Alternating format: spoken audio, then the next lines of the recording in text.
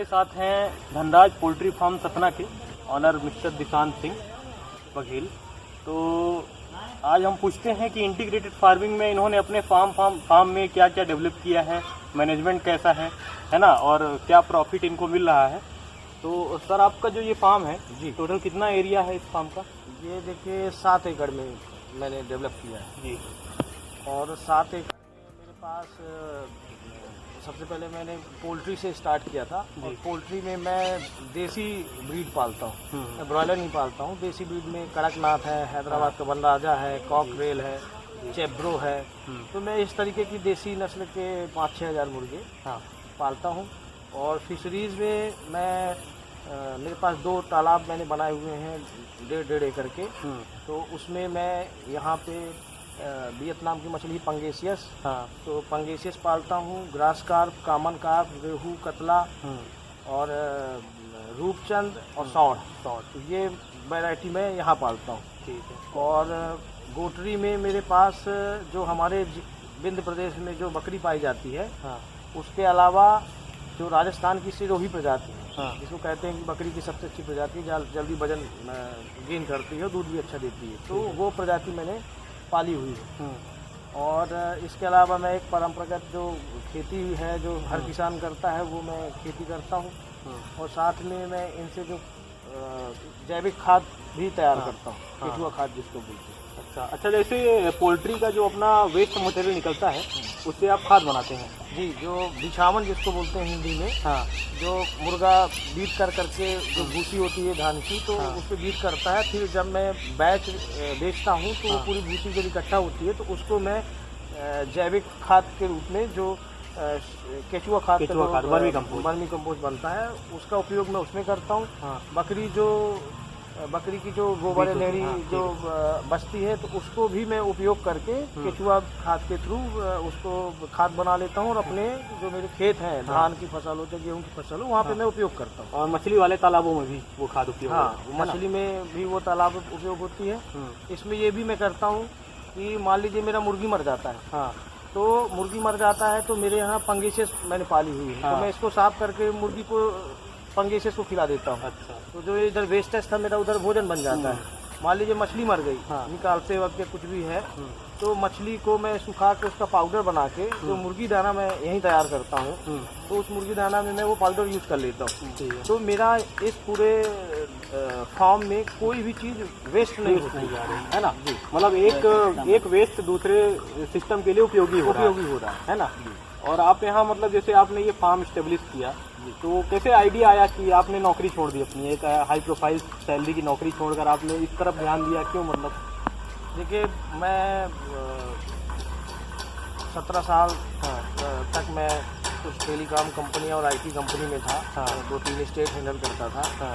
और हम 3 भाई हैं, तीनों हम लोग बाहर थे। और मेरे मम्मी पापा और दादी गांव में रहते थे और प्रॉपर हम किसान हैं और हमारे ज़मीन वगैरह भी थी।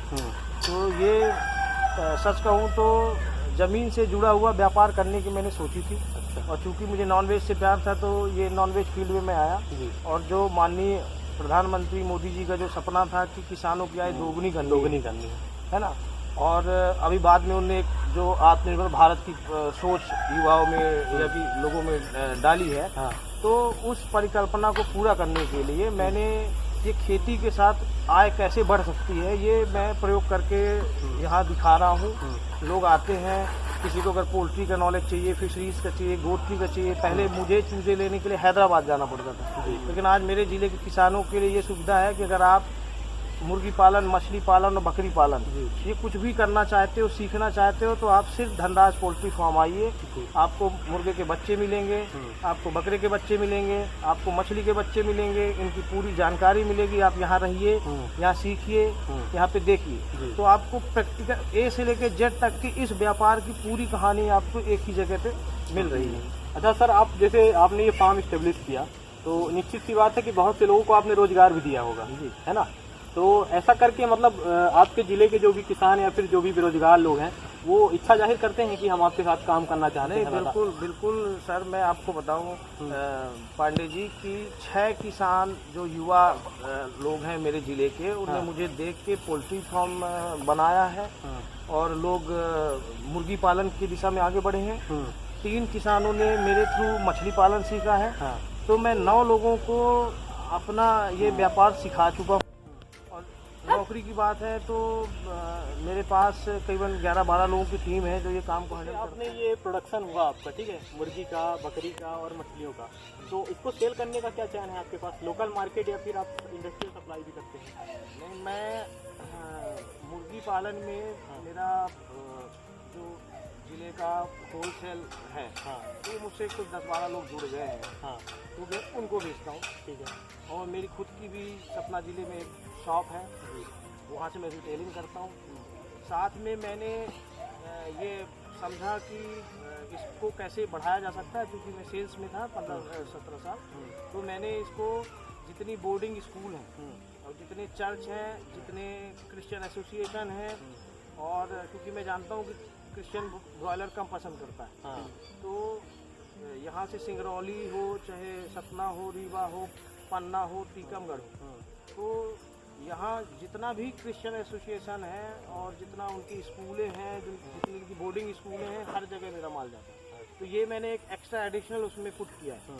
और कई रिटेल में मैं माल देता हूँ और लोकल लेवल पे मेरा फार्म से भी एक अच्छी सेल हो जाती है। तो जो ये मछली का कल्चर है, जो आप मछली का स्पीशीज कल्चर करते हैं, तो इस इंटीग्रेटेड गोट्री और पोल्ट्री के साथ साथ, एग्रीकल्चर के साथ साथ जो मछली का कल्चर है, ये आपको कैसा प्रॉफिटेबल लगता है कि मतलब हमको इससे प्रॉफिट हो रहा है? नहीं, बिल्कुल। मछली पालन, देखिए मैं तो तीनों काम करता हूँ, पर व्यक्तिगत अगर मेरी राय कोई मुझसे पूछे तो मैं सबसे यही कहूँगा कि मछली पालन सबसे अच्छा काम है। बहुत बढ़िया।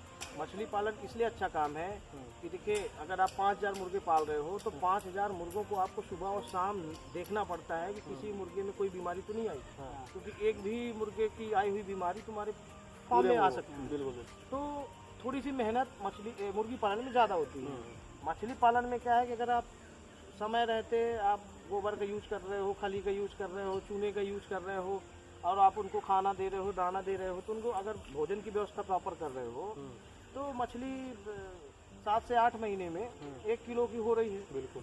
और कहीं भी आप जाइए हमारे एरिया में, तो अगर होलसेल करना है तो 100 रुपये से 120 रुपया तो होलसेल आपके फार्म से बैठ के मछली बिक रही है। बिल्कुल। और मैं आपको बताऊं कि अगर मैं 100 किलो मछली निकाल दूँ तो 100 किलो मछली बेचने के लिए मुझे कहीं और जाना नहीं पड़ता। लोकल मार्केट मैं यहीं बैठे बैठे फार्म में बिक रही है। लोकल मार्केट सब है ना जी। तो ये जो आपकी मार्केटिंग चैन है वो बहुत ज़बरदस्त है ना। आपका माल मतलब हार्वेस्ट के बाद तुरंत बिक रहा है? जी जी, बिल्कुल बिक रहा है। और मेरा एक फ्रेंचाइजी कॉन्सेप्ट है, उसको शिकार गाह करके मैंने नाम दिया है। अच्छा। तो शिकार गाह में मैं अपने विंध्य प्रदेश के लोगों को एक अपना फ्रेंचाइजी ऑफर करता हूँ। मैं ये कहता हूँ कि हो सकता है आपके पास इतनी जगह नहीं हो और आप इतना सारा चीज़ नहीं करना चाहते हैं, और या कि फाइनेंशियल कोई दिक्कत आ रही है, पर अगर आपके पास किसी शहर में कहीं पे कोई दुकान है जहाँ पे आप माल बेच सकते हैं और आपको अगर ये सही लगता है, तो मैं उनको अपनी फ्रेंचाइजी दूंगा। अच्छा। मेरा कॉन्सेप्ट ये है कि जो मार्केटिंग है, जो ब्रांडिंग है, एडवर्टाइजमेंट है, वो ग्राहक मैं ला के उस दुकान तक लाऊंगा, है ना। प्रोडक्ट मेरा रहेगा, उसको पैदा नहीं करना है। वो मेरा मुर्गा जाएगा, मेरी मछली जाएगी, मेरा बकरा जाएगा। ठीक है ना। तो वो स्टॉक उसको मिल रहा है और वो उसको बेचे, और उसका इन्वेस्टमेंट नहीं है, उस इन्वेस्टमेंट मेरा वहाँ लगा हुआ है और उसे रोजगार मिल रहा है। उसके कुछ रूल्स एंड रेगुलेशन है, जैसे कि मतलब धनराज जी हमारे विंध्य प्रदेश के पहले प्रॉन फार्मर हैं। इन्होंने रोजनबर्गी का कल्चर किया हुआ है। तो सर, आप जो मछलियां हैं, जैसे मछली कल्चर और पोल्ट्री कल्चर, गोट्री कल्चर, ये तो सब आम बात पे देखते हैं, ठीक है। तो आपने रिस्क कैसे लिया कि हम प्रॉन भी कर सकते हैं? आपको आइडिया कैसे आया कि हम प्रॉन डाल सकते हैं? प्रॉन्स का आइडिया, मैं बॉम्बे में था अपने बॉस के साथ, हमारी रिव्यू मीटिंग थी। हाँ। और रिव्यू मीटिंग के बाद हम रात में डिनर करने गए, तो वहाँ पे उन्होंने प्रॉन्स ऑर्डर किए। हाँ। तो वो 800 रुपये प्लेट था। अच्छा। और 5-6 छोटे छोटे पीस दिए थे उसमें। हाँ। तो वो 800 रुपये, मैंने सोचा कि यार ये कौन सी मछली है जो 800 रुपये का एक प्लेट मिल रहा है। तो क्योंकि और भी जो वैरायटी थी वो सब कम रेट में थी। तो एक मुझे मेरे अंदर बहुत पहले से ये था कि यार ये तब तक मैं प्रॉन्स के बारे में नहीं जानता था। ठीक है। उसी दिन मुझे पता चला प्रॉन्स के बारे में।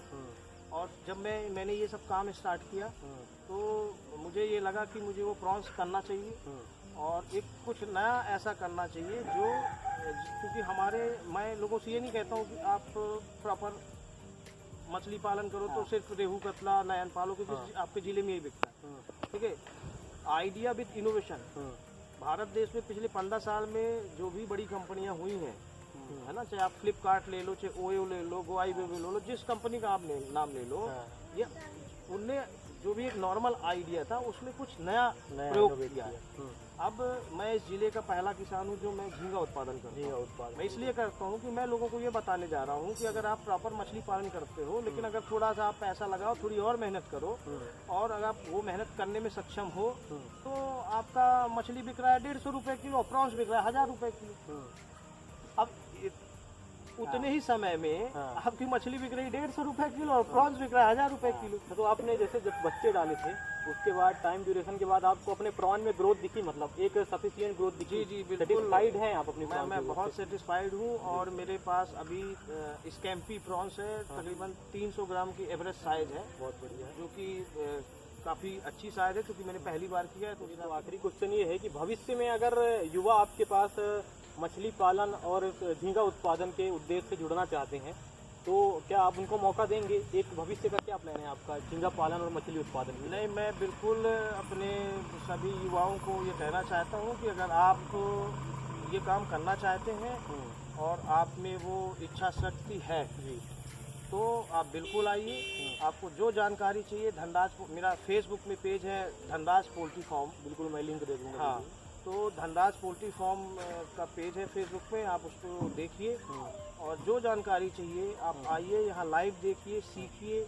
और ये बहुत ही अच्छा काम है। और जो माननीय प्रधानमंत्री मोदी जी का जो सपना है, आत्मनिर्भर किसान आत्मनिर्भर भारत, इसमें कोई बुराई नहीं है। ये हम सब के लिए कहा जा रहा है कि अगर हम अपनी परंपरागत खेती के साथ साथ थोड़ा कुछ ये भी करते हैं। मैं एक उदाहरण देता हूँ, अगर आप 10 कड़कनाथ प्रति मंथ बेच सकते हैं, आप 20-25 पालिए और 10 बेचते रहिए, अगर ये रोटेशन आप बना सकते हैं तो 700 रुपये का एक कड़कनाथ प्रति केजी बोल रहा हूँ आपको, 700 रुपये कड़कनाथ आराम से बिकता है। और आपसे ना बिके तो आप मेरे को बेच देना। ठीक है। अगर आपसे नहीं बिक रहा कि 10 कड़कनाथ आप नहीं बेच पा रहे हो और 700 रुपये का बिकता है और 7000 रुपये प्रति मंथ की आय होती है, तो सोच लीजिए जो किसान सम्मान निधि करके जो भारत के प्रधानमंत्री 6000 रुपये दे रहे हैं और अभी माननीय मुख्यमंत्री महोदय ने 4000 रुपये उसमें ऐड किए, तो 10,000 रुपये प्रति माह एक किसान की, तो सोचिए पूरे भारत देश का कितना पैसा बच सकता है। पर आप करना नहीं चाहते हो